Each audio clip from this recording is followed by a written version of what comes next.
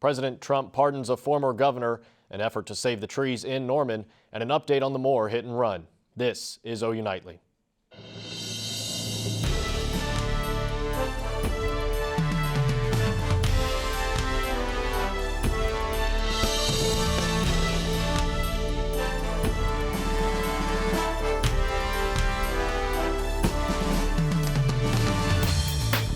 Thanks for joining us for OU Nightly. I'm Dylan Rivera. And I'm Nicole Nielsen. The man accused of killing 3 more high school students in a hit-and-run crash faces new charges tonight.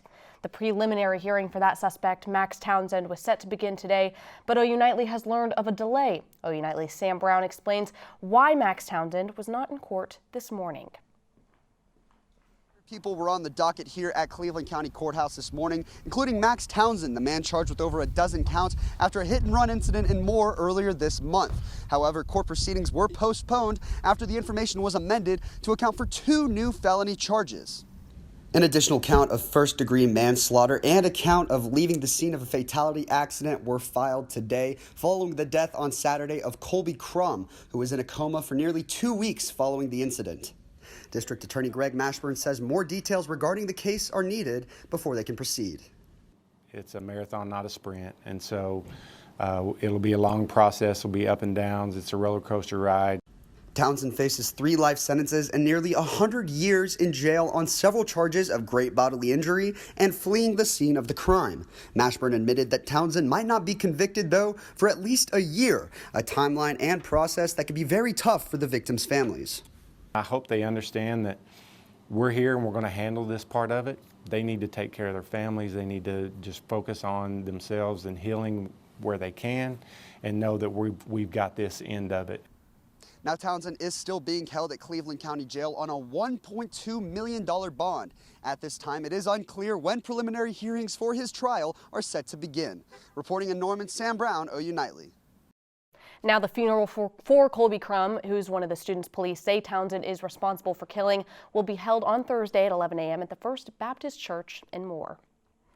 After several racial issues over the past few semesters, the OU Black Student Association takes center stage this weekend. Students are preparing for the OU Norman campus to host the annual Big 12 Conference on Black Student Government. Prior incidents that have happened, like racial incidents and things like that, I think the OU community has stood strong. Forms are available in the student life offices, and all students are invited to attend the 2 parties, the conference. President Trump is making headlines for pardoning a former governor of the rest of his sentence. Audrey Goodson has this and more from around the world. Audrey? Yes, Donald Trump commuted the sentence of former Illinois Governor Rod Blagojevich today, 8 years into a 14-year sentence. The Democratic governor was convicted of a pay-to-play scheme and an attempt to sell a U.S. Senate seat. Trump pardoned former New York Police Commissioner Bernie Kerik. Kerik was convicted of tax fraud and lying to officials. Sources say the president has been considering these actions since 2018. Approaching the 400th anniversary celebration of the Pilgrims' arrival to the New World on the Mayflower, Plymouth Rock and other historical landmarks were vandalized on Monday. Plymouth Rock was found with obscene red graffiti messages directed toward the police along with a famous rock sign, the sign celebrating the anniversary, the Pilgrim Maiden statue, and the National Monument to the Forefathers were also found vandalized. Cleanup efforts are underway and the monument should be restored by the anniversary celebration in April. The president of Wuhan, China's Wuchang Hospital died from the coronavirus today. He was a neurosurgeon at the hospital and is the senior-most professional to have died from the outbreak. State media reports that doctors and nurses who die while trying to contain the epidemic will be designated as martyrs. The global total of confirmed cases of the coronavirus tops 73,300 as of this morning. The majority of those cases are in China. And HSBC, one of the world's largest banks, is planning on cutting 1/3 of its U.S. branches as it moves toward the Middle East and Asia. The bank plans on reducing global jobs by 15%. Thank you, Audrey. Now, it was a warm day here today, but we're thinking that might change here pretty soon. That's right. There could be some showers headed our way. Taylor Stephenson joins us now with a look at the forecast. And Nicole, we do have some showers on the way, but first I'm going to talk about this 24-hour temperature change. Right here in Norman, we're seeing a 10-degree temperature difference than yesterday, but if you move over to see the eastern side of the state, 22-degree difference here in Idabel and 22 in McAllister and Muskogee, and that's just a precursor of what we could be seeing over the next 36 hours. We have some showers in our forecast and some cooler temperatures and some weekend chances that might ruin your Mardi Gras plans here in Norman. Back to you at the desk. Thank you, Taylor. Tonight, an outcry from Norman residents due not to cut down the trees. Oklahoma Electric Cooperative says it needs to remove decades-old long trees along Norman's Berry Road. Late last week, a judge called a halt to the chainsaws, and OU Nightly's Tevis Hillis has all of those details. Right here, you can see these 17 beautiful trees arching over Berry Road, but if granted by a judge, OEC will get to cut them down due to harm caused by these trees. The fight to save these trees is an effort by homeowners and a community group on Facebook. Save Norman's Trees is constantly fighting to save the value of these decades-old trees. In the summer, they're full of leaves and they're beautiful. They create a tunnel across the road. Joe Carter is a council member and he lives in the neighborhood. He knows the value of these trees, but OEC disagrees. We have trees that were planted, quite frankly, in the wrong place. So they've continued to come in contact with the power lines. That creates a huge threat to public safety. While these trees are harmful, Save Norman's Trees still wants time. What we're hoping to do is get a second opinion from a certified arborist, or more than one, as to the health status of these trees. And that is what they plan to do before their next court appearance on March 26th. But OEC still has one belief. These trees have gotten too big again, and so they're making contact with the power lines. So for public safety, we're going in to make it safe again. Berry Road, Tevis Hillis, OU Nightly. After the break, we will tell you about a new bill that would allow guns into bar areas of restaurants. Plus, a viral video of a puppy and a pigeon take the world by storm. Stay with us.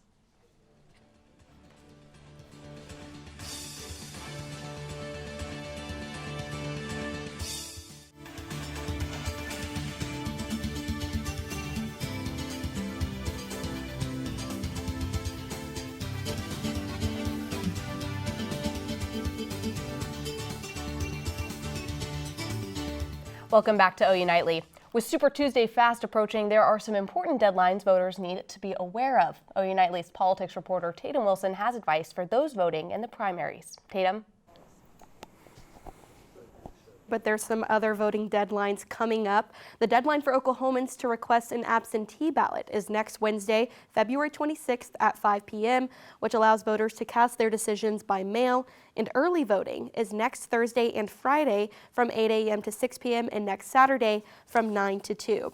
I know we also have a lot of Texas residents attending OU, and in the Lone Star State, the last day to apply for a ballot by mail is this Friday. Early voting in Texas starts today and lasts through February 28th. Both Texas and Oklahoma will vote on Super Tuesday, March 3rd. And the State Board of Equalization, led by Governor Kevin Stitt, certified today the state legislature will have about $8.2 billion to spend on the upcoming budget, which is about 1% less than current spending levels. The governor urged the legislature to use caution while drafting the state spending plan because about $310 million of that $8 billion is one-time cash that won't be available next year. A bill that would allow people to bring guns into the bar areas of restaurants advanced off the floor of the State House of Representatives. If House Bill 1111 passes, Oklahomans would still not be allowed to take firearms into establishments that get more than half of their revenue from alcohol consumption sales. It also does not permit the consumption of alcohol while carrying a gun, even if you are in the bar area of the restaurant. Though critics have expressed concern that the bill would make it easier to mix guns and alcohol. Back to you at the desk. Thanks, Taitum. And from all of us here at OU Nightly, if you didn't know, Taitum got into law school today, so we're so excited and want to congratulate her. Yeah, definitely congratulations out to Taitum. When it comes to dog training programs, it's usually the dog who is getting trained. However, one program is getting the best of both worlds. Nightly's Hernandez has the story. They say dogs are a man's best friend. Despite the situation, Friends for Folks is an inmate dog training program that is devoted to restoring hope for people and animals. John Otto is one of the masterminds behind this program and describes it as a win-win situation for everyone. It helps both the animal because then they get trained, and then it helps the inmate because they learn a skill and their confidence goes up, sort of their self-esteem. And then it helps our society because the animal goes to serve like a widow or a child or a veteran. The program has helped one individual find her calling. I think that I wouldn't be sitting here today in my dream job, definitely. Without the Friends for Folks program and Doc Otto, I wouldn't feel as connected to the community as I do, and I don't know that I would have dealt with some of the things emotionally that I dealt with, and the dogs did that for me. Now, while Otto continues his work here at University Animal Hospital, his programs continue to grow in both the men's prison in Lexington and Mabel Bassett Women's Correctional Facility. Austin Hernandez, United. If you're interested in donating to the Friends for Folks program, visit their website at www.friendsforfolks.org. Now, Heisman Park has 5 statues, but Oklahoma has 7 Heisman Trophy winners. How much longer until we see Baker and Kyler added to the group? We will tell you next. Plus, Taylor Stephenson is here to give us her forecast. Is it still sunny out there, Taylor? It's sunny right now, but then we have some rain chances on the way in the next 36 hours. I'll have the timing of that forecast after the break.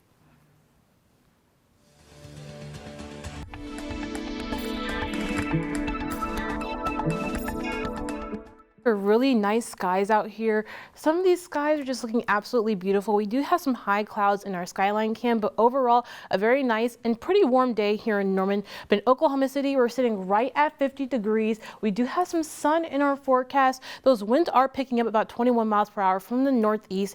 That's because we had that cold front, and we're seeing some cooler temperatures with this cold front. An 11-degree temperature drop here in Norman, 9 degrees in the city. But in our eastern part of our state, we're seeing temperature drops across these cities in Idabel and McAllister, around 22 and 23 degree differences than yesterday afternoon. This is all due to this cold front that is moving into our area right now. We have a low pressure system that's going to bring some rain into our area, and here is that timing of the rain.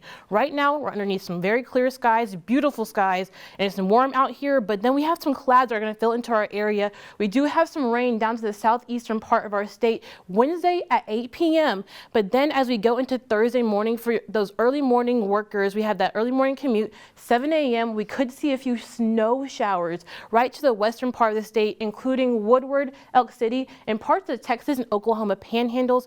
But as we move in the rest of Thursday, we're going to clear out. We still have some cloud coverage across Oklahoma City, Enid, into the western part of our state, but we will stay dry into the afternoon. Lows tonight, 32 degrees in Norman, 32 around the Oklahoma City area, and that's right around normal for this time of year. But waking up and walking out the door, we're going to start at 34 degrees at 9 a.m. and we're going to slowly warm up to 50 degrees by 5 p.m. And for tomorrow, it's going to be 50 degrees for our high. But we're going to cool off to 40 degrees for Wednesday, and that's because we have that cold front. We do have a chance of rain early tomorrow morning, but Saturday is what you should look at because we do have that Mardi Gras parade on Saturday, and we do have a rain chance associated with that. So maybe bring an umbrella too, but still enjoy your festivities because I know I will. See, pros and cons of rain, because nobody wants rain on a Saturday, right? But it's also allergy season, so I know I could use some rain to wash all that stuff out of the air. And exactly. A lot of people aren't feeling good at this time of year, so good and bad. Thank you so much, Taylor. Thank you, Taylor. The statues in Heisman Park are getting some new neighbors. The 5 current statues are making way for the most recent OU Heisman winners, Baker Mayfield and Kyler Murray. Stakes and yellow tape mark the outlines of where the statues will be placed. While 2 plots are marked off, there is no word yet on which statue will be placed in which area. This development comes after quite a lengthy wait for the statues. Mayfield won the award in 2017 and Murray in 2018. Been a couple of years since they won the Heisman, and I think it'll be a well-deserved award here in Norman for Baker and Kyler. Mayfield's statue is expected to be placed sometime this spring, and Murray's possibly spring 2021. And Sooner baseball opened up their season over the past weekend, but had their home opener start just about an hour ago. Kemper, how's the team looking so far? Team's looking good so far. They're having a good start to the season, and they're having a good start today. We'll have a live update for you when we get back. And the Sooners keep on rolling tonight as the men's basketball team prepares for a huge home game. Don't go anywhere. Sports is next.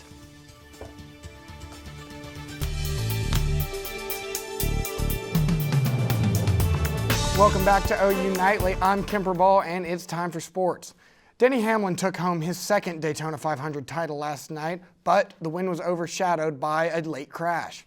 Ryan Newman spun out and flipped his car with just seconds left in the race. The crash occurred in the final lap just before the eventual winner crossed the finish line. Newman was immediately rushed to the hospital and was in serious condition, but it is now being reported that he is awake and speaking to doctors and family. And it's a beautiful day here in Norman, and Chloe Sparks is, well, doing what we all wish we could be doing, skipping class to go to the baseball game. Chloe? Hello from Elldale Mitchell Park. It is a windy one out here, but the balls are flying in the air, and mostly the Sooners, because it is 8-0 in the bottom of the 5th inning.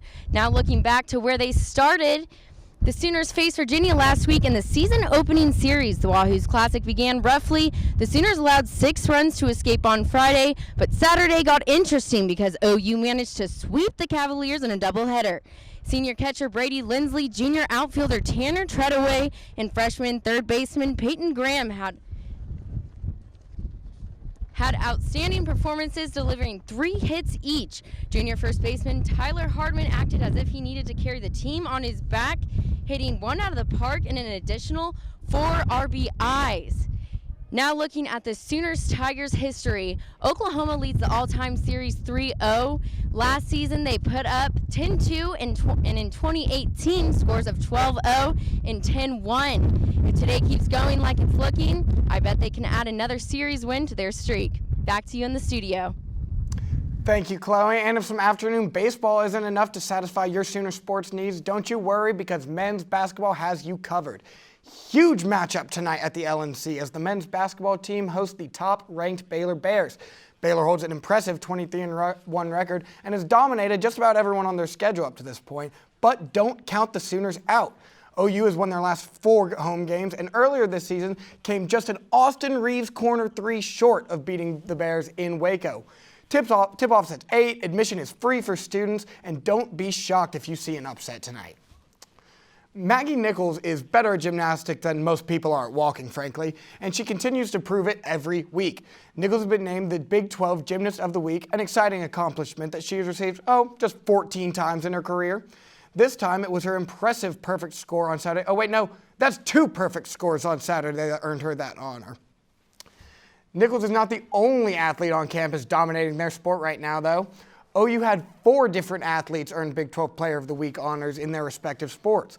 Christian Doolittle, Lindsay Alam, and Vanessa Denise, and of course, Maggie Nichols, all received honors for their great performances last week. The Sooners just dominating in multiple sports. It's great to see. Yeah, I want to focus in on Christian Doolittle. He's got a big game tonight, so he's definitely going to have to show up against Baylor. Man, got to keep it rolling against Baylor. Only 1 loss, so he's going to have to really play big. Absolutely. Thank you, Kemper. A couple of unlikely friends are capturing the hearts of many. Find out the heartwarming story behind the puppy and the pigeon that have become best friends.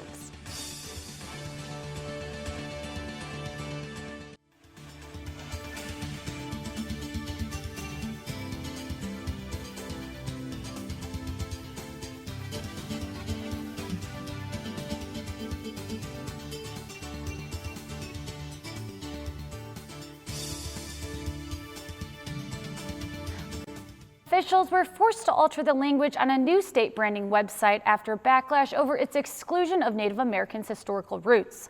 Thousands of dollars were spent on the attempted rebranding of the Sooner State, but officials failed to recognize the ties to Native Americans, saying that Oklahoma's history began with the 1889 land run. But Native American tribes were here well before this event. The now revised paragraph describing Oklahoma's history now honors Oklahoma's rich Native American heritage. That's all for now. Back to you guys. Thank you, Shannon. A video of a puppy and a pigeon is taking the internet by storm in the sweetest viral video. Herman the pigeon suffers from neurological damage and can't fly and has found a new home on the ground with a puppy named Lundy who can't walk. The pair cuddled up immediately at a rehabilitation center, and the relationship has gone viral. Though Lundy already may have a new home, we wonder if the new owner will be open to adopting a pigeon too. Now, would you guys adopt a pigeon? I would be okay with it. No, I'm not a pet person. Now, why don't you give us an update on the weather? Yes, so we do have some rain in our forecast. Wednesday, we're seeing that 40% chance of rain in the morning. We could even see some snow showers out to the western part of our state. But those rain showers do stay in the morning, so your afternoon commute will be dry, and that'd be nice. But we'll be a little cooler in the 40s for our high. All right, just remember to pack a jacket. Thank you very much, Taylor. That's all we have for this Tuesday night edition for OU Nightly, brought to you by the Gaylord College of Journalism and Mass Communication. We'll see you back here tomorrow night live at 4:30. For all of us in front of and behind the camera, have a great evening. Good night.